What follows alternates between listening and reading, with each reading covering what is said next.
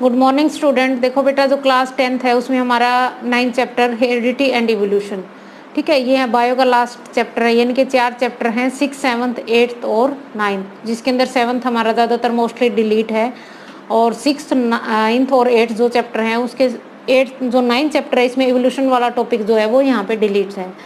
अब देखो, सबसे पहले हेरिडिटी क्या है। हेरिडिटी का मतलब यहाँ पे ये जो पोर्शन आएगा, ये एक पोर्शन आता है जिसके अंदर एक साइंस की ब्रांच होती है जेनेटिक्स। तो सबसे पहले genetics, the study of heredity and variation. अब यहाँ पे हेरिडिटी क्या है। हेरिडिटी एक प्रोसेस होती है कि ट्रांसमिशन ऑफ ट्रेट्स, कि एक पीढ़ी से दूसरी पीढ़ी में जो कैरेक्टरिस्टिक ट्रांसफर होते हैं वो किसके थ्रू होते हैं, वो हेरिडिटी के थ्रू होते हैं। आई बात समझ, ठीक है। और इवोल्यूशन का मतलब यहाँ पे कि मान लो कोई भी नई स्पीसीज में धीरे धीरे ये जो हेरिडिटी के अंदर एक वेरिएशन आएगा। वेरिएशन का मतलब है कि डिफरेंस इन ट्रेट्स। देखो, कोई भी ऑर्गेनिज्म, जब हम पहली बार किसी ऑर्गेनिज्म को देखते हैं तो उसको पहचानने के लिए उसके कुछ स्पेशल फीचर की बात करते हैं। मान लो नोज की शेप ले ली, ठीक है, ईयर की शेप ले ली, चिन की शेप ले ली, कलर ले लिया, हेयर का कलर ले लिया। तो ये सारे के सारे यहाँ पे जो उनको हम क्या बोलते हैं, कैरेक्टरिस्टिक्स बोलते हैं, ठीक है। तो सबसे पहले यहाँ पे हेरिडिटी की डेफिनेशन की बात करें तो transmission of traits from one generation to next generation, उसको हम क्या बोलते हैं, हेरिडिटी। यानी कि एक पीढ़ी से दूसरी पीढ़ी में जो कैरेक्टरिस्टिक ट्रांसफर होते हैं वो क्या कहलाते हैं, फिर हेरिडिटी कहलाती है। कैरेक्टरिस्टिक्स और ट्रेट्स दोनों अलग चीज़ हैं। कैरेक्टरिस्टिक्स तो मतलब हम उसकी क्या ले लें, हाइट ले लें, और ट्रेट्स का मतलब वो छोटा है या बड़ा है, वो उसके क्या आगे, ट्रेट्स आगे, ठीक है। अब देखो, इसके अंदर दिखा रखा है कि accumulation of variation during the reproduction. कहता है जब रिप्रोडक्शन की जब हम बात करते हैं तो इसके अंदर जब जेनेटिक मटेरियल की बात करते हैं तो डीऑक्सोराइबोन्यूक्लिक एसिड एक हमारी बॉडी में जेनेटिक मटेरियल होता है, ठीक है, उसकी हम बात करेंगे। तो यहाँ पे कि जो एसेक्सुअल रिप्रोडक्शन है कोई भी ऑर्गेनिज्म प्रोड्यूस होता है, जैसे मान लो बैक्टीरिया है, ठीक है, या एसेक्सुअल से जैसे प्लांट होते हैं उसके हम कलम काट के लगाते हैं, वेजिटेटिव प्रोपोगेशन की बात करते हैं। तो उसमें क्या होता है कि एक लिटिल वेरिएशन आती है, छोटी थोड़ी वेरिएशन आएगी, क्योंकि वो एग्जैक्ट कॉपी होते हैं अपने पेरेंट्स के, जिसको हम क्लोन भी बोल देते हैं, ठीक है। बट जो सेक्सुअल रिप्रोडक्शन से कोई भी ऑर्गेनिज्म प्रोड्यूस होता है तो उसके अंदर क्या बनती हैं, डिफरेंट वैरायटीज़ बनती हैं, डिफरेंट इंडिविजुअल बनते हैं, ठीक है। और उनके अंदर क्या आएगा, यहाँ पे जेनेटिक वेरिएशन आएगी। वेरिएशन का मतलब यहाँ पे कि डिफरेंस इन ट्रेट्स। मान लो ये हमारे पेरेंट्स हैं, ठीक है, इसके अंदर ये वेरिएशन आई, ये बैक्टीरिया का इन्होंने 2 ऑर्गेनिज्म दिखा रखे हैं, मतलब कोई भी, तो इनके अंदर ये चीज़ दिखा रखी है कि एक पीढ़ी से दूसरी पीढ़ी में ये जो इनके अंदर डिफरेंस दिख रहा है कि डिफरेंस इन ट्रेट्स, ठीक है, डिफरेंस इन इंडिविजुअल, तो डिफरेंस इन ट्रेट्स उसको हम क्या बोल देते हैं, वेरिएशन बोलेंगे। अब ये वेरिएशन धीरे धीरे एक्यूमुलेट होती जाएगी और उससे किसी नई स्पीसीज का ओरिजिन होगा। क्यों? क्योंकि वेरिएशन जो होती है वो अपने आप हमें या किसी भी ऑर्गेनिज्म को इस एनवायरनमेंट के अंदर सर्वाइव करने के एबल बनाती है। Depend upon the variation different individual would be have a different kind of advantage. जैसे बैक्टीरिया होता है विद कैन स्टैंड, जैसे हीट के ऊपर स्टैंड कर सकता है, will be survivor better is heat waves and, मतलब वो इसके अंदर वेरिएंट आएगा। अगर वेरिएशन आएगी बैक्टीरिया के अंदर तो वो हर तरह के एनवायरनमेंट के अंदर अपने आप को क्या करेगा, एबल होएगा। फिर उसके बाद यहाँ पे 2 तरह के ट्रेट्स होते हैं, एक एक्वायर्ड ट्रेट्स होता है, एक इनहेरिटेंस ट्रेट्स होता है। देखो, जो एक्वायर्ड ट्रेट्स होते हैं वो क्या होते हैं कि वो हम इन्वायरमेंट से लेते हैं, वो क्या होता है, पास ऑन नहीं होता है एक पीढ़ी से दूसरी पीढ़ी में, उसको हम एक्वायर्ड ट्रेट्स बोलेंगे। यानी कि जो traits which are acquired from environment. For example, आप गुड स्विमर नहीं है लेकिन आप स्विमिंग सीख सकते हैं, तो ये कौन सा हो गया, एक्वायर्ड ट्रेट्स हो गए, ठीक है। यहाँ पे ग्रिफिन नाम के जो साइंटिस्ट आए, इन्होंने इसमें एक एक्सपेरिमेंट भी करके देखा कि एक रैट की प्रोजनी ली और रैट के उसने क्या कर दिया, टेल को कट कर दिया। बट क्या देखता है कि फर्स्ट जनरेशन में सभी रैट जो आए वो सब टेल वाले आए। तो यहाँ पे ये चीज़ प्रूफ होती है कि मान लो एक्वायर्ड जो कैरेक्टरिस्टिक्स होते हैं उनमें डीएनए में किसी तरह का कोई चेंज नहीं आता, डीएनए में चेंज नहीं आता तो वो नॉन इनहेरिटेबल है, वो पास ऑन नहीं होता एक पीढ़ी से दूसरी पीढ़ी में, ठीक है। नेक्स्ट देखो, इनहेरिटेंस ट्रेट। इनहेरिटेंस का मतलब जो पास ऑन होंगे एक पीढ़ी से दूसरी पीढ़ी के अंदर, ठीक है। तो मेंडल नाम के जो साइंटिस्ट है, इसको फादर ऑफ जेनेटिक्स का नाम दिया गया। मेंडल का यहाँ पे बहुत बड़ा योगदान है। मेंडल नाम के जो साइंटिस्ट आए, इन्होंने एक पी प्लांट को लेके काफ़ी सारी डिस्कवरीज की, ठीक है। पी प्लांट में इन्होंने ये चीज़ दिखा रखी है, उसमें एक्सपेरिमेंट किए। तो यहाँ पे सबसे पहले जीन की बात आएगी, chromosome, dominant gene, recessive gene. तो वो क्या चीज़ कहता है कि rule for inheritance of traits, so human beings related to father and mother contribute to equal amount of genetic material. तो यही बात इसमें शो कर रखी है कि जो फादर और मदर होते हैं, कहते हैं कि वो अपने इक्वल जेनेटिक मटेरियल को डिस्ट्रीब्यूट करते हैं और वो फिर उस जो चाइल्ड बनता है उसके अंदर, वो के अंदर इक्वल प्रोपोर्शनल के अंदर क्या जाएगा, जेनेटिक मटेरियल जाएगा। तो मेंडल ने इस चीज़ को यहाँ पे कुछ कैरेक्टरिस्टिक्स, मेंडल ने सबसे पहले पी प्लांट को लेके डिस्कवर किया, उसने उसके एक सिंगल कैरेक्टरिस्टिक्स को क्या लिया, स्टडी किया। ठीक है, तो मेंडल ने क्या देखा यहाँ पे, सबसे पहले यहाँ पे कुछ डेफिनेशंस की बात कर सकते हैं। तो डेफिनेशन में जीन, क्रोमोसोम, ठीक है। अब जैसे हम क्रोमोसोम की बात करते हैं तो हमारी बॉडी के अंदर 46 क्रोमोसोम का पेयर होता है, 46 क्रोमोसोम होते हैं, और जिसके अंदर यहाँ पे 23 पेयर की बात कर सकते हैं।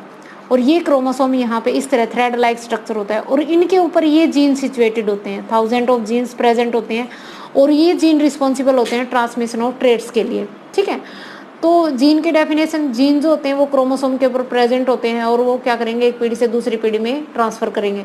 क्रोमोसोम जो होते हैं वो थ्रेड लाइक स्ट्रक्चर होता है, क्रोमेटिक मैट्रिक्स जो न्यूक्लियस के अंदर प्रेजेंट होता है।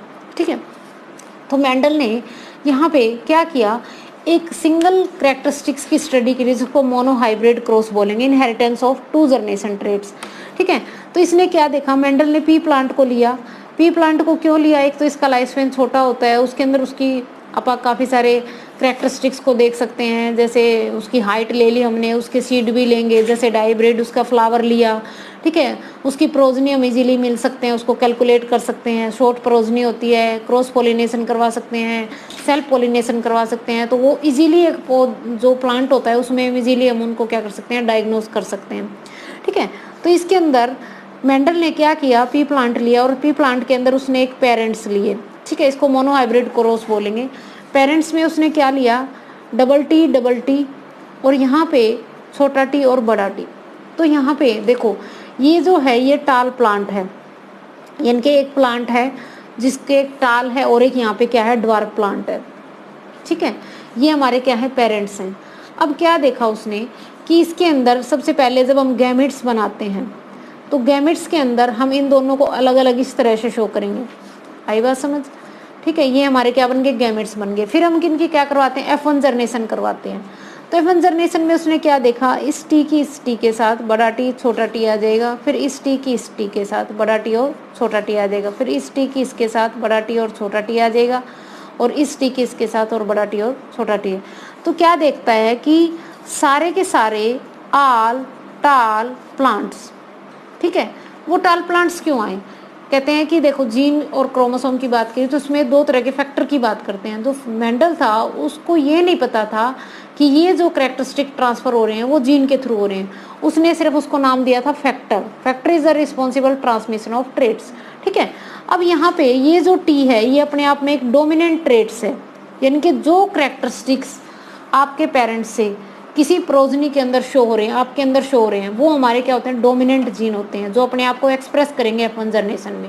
और जो यहाँ पे रह गए वो हमारे क्या हो गए, रिसेसिव जीन। आई बात समझ? अब ये दोनों एक जैसे प्रेजेंट हो तो होमोजाइगस कंडीशन, अगर दोनों ये अलग अलग प्रेजेंट है तो ये हेट्रोजाइगस कंडीशन। ये भी डेफिनेशन इसके अंदर आएंगी, वो आप पढ़ना। ठीक है, तो देखो इसमें क्या बताता है कि F1 जर्नेशन में आल टाल प्लांट्स, ठीक है, मोनोहाइब्रिड क्रॉस किया, सिंगल एक जर्नेशन लेके चले। बाद में उसने क्या देखा, कहता है कि देखो कुछ कैरेक्टरिस्टिक्स हमारी बॉडी में रिसेसिव रहते हैं। ठीक है, तो उसने इसको दोबारा ले लिया, इनमें से ही 4 में से कोई 2 गैमेट्स ले लिए, ये इनकी F2 जर्नेशन करवाई, फिर इनका क्रॉस करवाया। तो क्या देखता है, बड़ा टी, ठीक है, बड़ा टी और एक छोटा टी, फिर यहाँ पे बड़ा टी और छोटा टी, और लास्ट में हमारे दोनों क्या आ गए, यहाँ पे छोटे टी आ गए। तो यहाँ पे क्या रेशो देखी इसने, 3:1 रेशो। 3 तो जो है वो हमारे टाल प्लांट आएंगे और 1 जो आएगा वो हमारा ड्वार्फ प्लांट आएगा। आई बात समझ? तो यहाँ पे उसने ये भी प्रूफ किया कि जो रिसेसिव कैरेक्टरिस्टिक्स होते हैं वो किसी ना किसी प्रोजनी के अंदर अपने आप को क्या करेंगे, शो करेंगे। फिर उसने इसकी F2 रेशो की, ये तो हमारा आ गया मोनोहाइब्रिड क्रॉस के अंदर उसने रेशो निकाली। फिर देखा उसने कि उसकी फिनोटिपिक और जीनोटिपिक, अब ये जीनोटाइप्स हमारे निकलेंगे तो जीनोटिपिक जो रेशो, ये फिनोटिपिक ये रेशो आ गई हमारी 3:1 आ गई। अब इसके जीनोटाइप्स हम निकालेंगे तो कहता है फर्स्ट जो आता है वो यहाँ पे प्योर टाल प्लांट्स, और 2 हमारे क्या हैं, हाइब्रिड प्लांट। 2 हमारे क्या है यहाँ पे, हाइब्रिड, 2 हाइब्रिड। हाइब्रिड का मतलब इसमें दोनों कैरेक्टरिस्टिक्स हैं, टालवी और ड्वार्फी, और एक हमारा क्या आ गया रिसेसिव।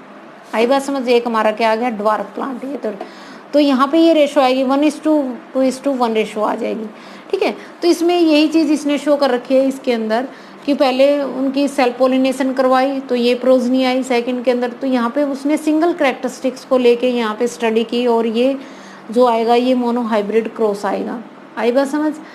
तो मेंडल ने अब एक यहाँ पे कि how does the traits get express, भी ये ट्रेड्स होते हैं वो अपने आप को किस तरह से एक्सप्रेस करते हैं, तो इसमें वही चीज़ बता रखी है। डीएनए जो होता है वो इन्फॉर्मेशन देगा प्रोटीन सेल को, DNA provide the information of the one protein for gene, कि जीन जो होते हैं वो रिस्पॉन्सिबल होते हैं। देखो अब इसके अंदर जब हम क्रोमोसोम की बात कर रहे हैं तो क्रोमोसोम के ऊपर जीन प्रेजेंट होते हैं, ठीक है, और इन्हीं यही जो पार्ट होता है इसका एक पार्ट ही डीएनए होता है, यानी कि एक सेगमेंट होता है एक तरह से। आई बात समझ। डीऑक्सोराइबो न्यूक्लिक एसिड जो एक जेनेटिक मटेरियल के लिए, तो कैरेक्टरिस्टिक्स को कंट्रोल कौन करता है, जीन करता है, ठीक है।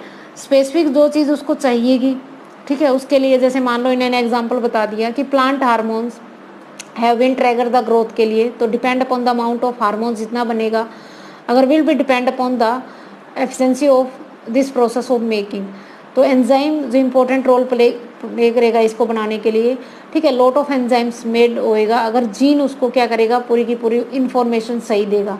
अगर जीन ने इन्फॉर्मेशन नहीं दी तो वो चीज़ वहाँ पे नहीं बनेगी, और नहीं बनेगी तो यहाँ पे क्या करेगा, प्लांट छोटा रह जाएगा, ठीक है। तो यहाँ पे जीन कंट्रोल कर रहे हैं किसी भी ट्रांसमिशन ऑफ ट्रेड्स के लिए। तो ये तो हमारा क्या आ गया, मोनोहाइब्रिड क्रॉस आ गया। नेक्स्ट इसके अंदर एक डाई हाइब्रिड क्रॉस आएगा। देखो डाई हाइब्रिड क्रॉस के अंदर क्या आता है कि दो कैरेक्टरिस्टिक्स लेके चलेंगे, ठीक है, वो हम नेक्स्ट वीडियो में कर लेंगे, क्योंकि नेक्स्ट वीडियो में ये चैप्टर ज़्यादातर क्या हो जाएगा, मोस्टली ख़त्म होएगा। तो ये 2 पेज हैं, 3 पेज, आप इसको अच्छे से पढ़ के देखना, और किसी तरह कोई प्रॉब्लम हो तो आप मुझसे कॉल करना। और आपने इस चैप्टर को स्टार्टिंग से थोड़ा लर्न भी करना है, इसमें काफ़ी डेफिनेशंस आएंगी, वो सारे का सारे इसमें देखना आप, ठीक है। थैंक यू बच्चे।